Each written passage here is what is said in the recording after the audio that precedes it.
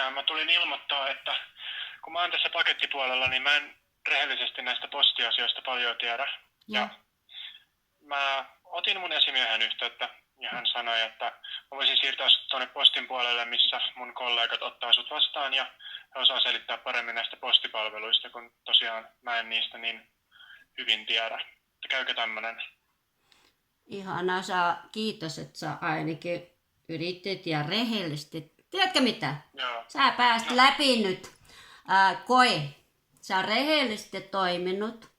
Mä kiitän sua. Odotella sammuttavia puheilla. Mä poistan tää. Mä oikeesti, jos sä ymmärrät, mä vielä kerran selitän. Se tarkoittaa luojan edessä, kansan edessä, itsenne edessä. Sä pääset sitä koen läpi. Sä rehellisesti sanoit, että sä et tiedä mitä. Sä oot toimittanut se viesti eteenpäin. Ja se on paljon parempi kuin ruveta niitä esittämään ja tottelemaan käsky, mikä teillä annettu. Valitettavasti teillä annettu tiedot, teille ei kerrottu kaikki. Teitä varmasti oletko kuulunut, että maailman postiliitto, että mihin Suomi kuuluu ja Suomen posti kuuluu, noudattaa kaikki yleissopimus ja kaikki laki, mistä teille kerrottu. Ja nyt mikä käytetty minun kirjan mukaan, se on törkeä ihmisoikeusrikoksen ja edellinen täti, mikä siellä vastannut ja vähän hermostunut. Mä toivon, että rupeat lukemaan, jos jotain sä teet työtä, sun pitäisi tietää kaikki puolesta.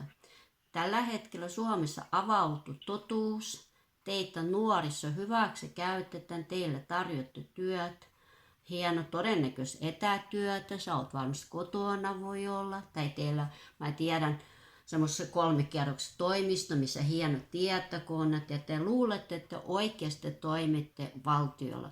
Posti itse asiassa valtion virasto, mutta tällä hetkellä te lähelläkään toimitte valtion virastossa, te toimitte yrityksessä, mitä te rikotte ihmisten oikeuden.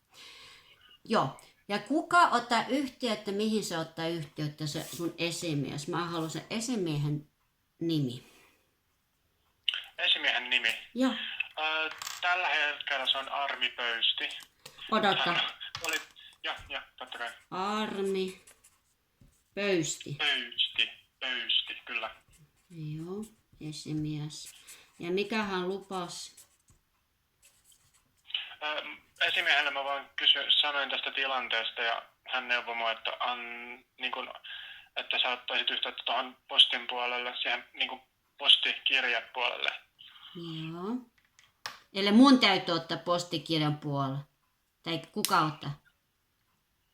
No mä voin kans tehdä sulle sillään, että mä annan tän, tai rehellisesti kun mä yritän nyt siirtää sua, niin tää mun kone ei vaan anna. Niin mä voisin tehdä sillään, että mä annan sen kirjepostin puhelinnumeron. Okei. Tai jos on helpompaa, niin mä selvitän ne, miksi tää ei toimi. Mä soitan sulle uudestaan ja sit ne yhdistää suhun.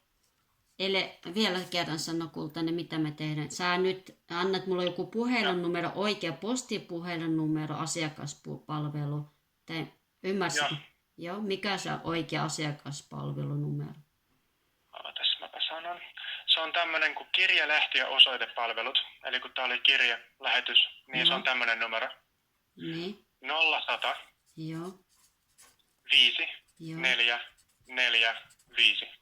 Joo. Kirje lähetty. Mut soittaks mulla oikeasti sun esimies vielä? Tällä hetkellä mun esimies, joka olisi täällä toimistolla, niin hän on lomalla tällä hetkellä.